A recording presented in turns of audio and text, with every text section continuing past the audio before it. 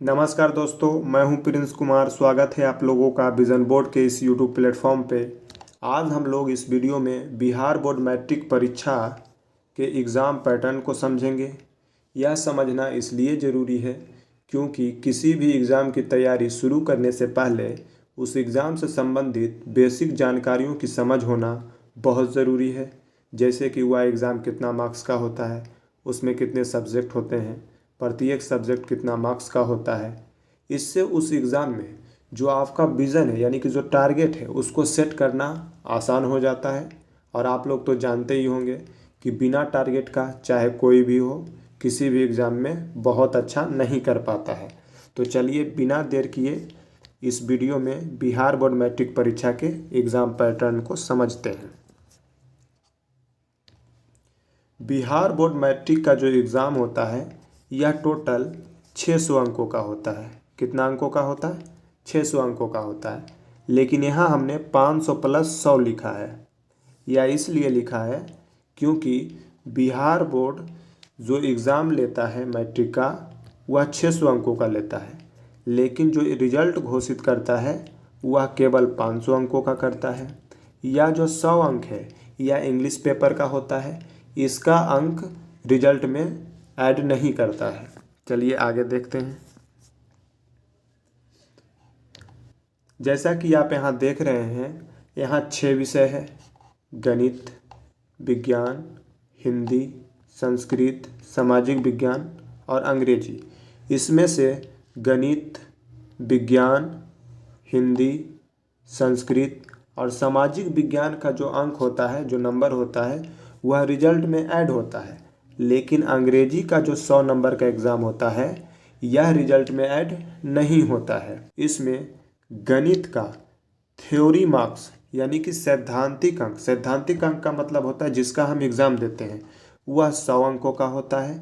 इसमें प्रैक्टिकल नहीं होता है और इस प्रकार इसका फुल मार्क्स 100 हुआ। विज्ञान का एग्ज़ाम 80 मार्क्स का होता है। 20 मार्क्स हमें स्कूल से प्रैक्टिकल के रूप में मिलता है, इस प्रकार इसका भी फुल मार्क्स 100 हुआ। हिंदी का एग्ज़ाम 100 अंकों का होता है, इसमें भी प्रैक्टिकल नहीं होता है, इसका भी फुल मार्क्स 100 हुआ। संस्कृत का भी एग्ज़ाम 100 अंकों का होता है, इसमें भी प्रैक्टिकल नहीं होता है, इसका भी फुल मार्क्स 100 होता है। सामाजिक विज्ञान का एग्ज़ाम 80 अंकों का होता है और 20 अंक हमें स्कूल से प्रैक्टिकल के रूप में मिलता है, इस प्रकार इसका भी फुल मार्क्स 100 हुआ। इस प्रकार इन सभी विषयों को मिलाकर टोटल फुल मार्क्स 500 अंकों का हुआ। इन सभी विषयों में पासिंग मार्क्स 30 अंकों का होता है। सभी विषय में कम से कम 30 लाने होते हैं। इससे कम आने पर, जैसे 28 आ गया किसी विषय में या 29 आ गया, तो वह इस पूरे एग्ज़ाम में फेल माना जाता है। और जिसका सभी विषयों में कम से कम 30-30 मार्क्स भी आता है उसको इस एग्ज़ाम में पास माना जाता है। आई होप आप लोगों को यह पूरा समझ में आया हो। अब आगे देखते हैं। बिहार बोर्ड जो परीक्षा परिणाम यानी कि एग्ज़ाम रिजल्ट घोषित करता है वह 3 डिवीज़नों में घोषित करता है। पहला फर्स्ट डिवीज़न, सेकेंड डिवीज़न और थर्ड डिवीज़न।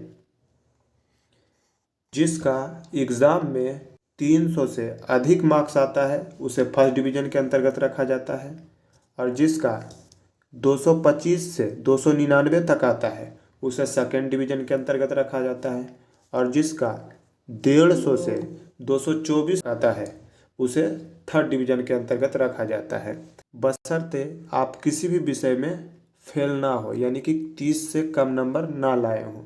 आई होप आप लोग बिहार बोर्ड मैट्रिक परीक्षा के एग्ज़ाम पैटर्न को समझ गए होंगे, और अब आप अपना टारगेट भी सेट कर सकते हैं, और अपना टारगेट सेट करके हमें कमेंट बॉक्स में ज़रूर बताएं।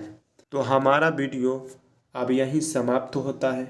अगर आपको यह जानकारी अच्छी लगी तो वीडियो को लाइक करें, शेयर करें और हमारे चैनल को सब्सक्राइब करें।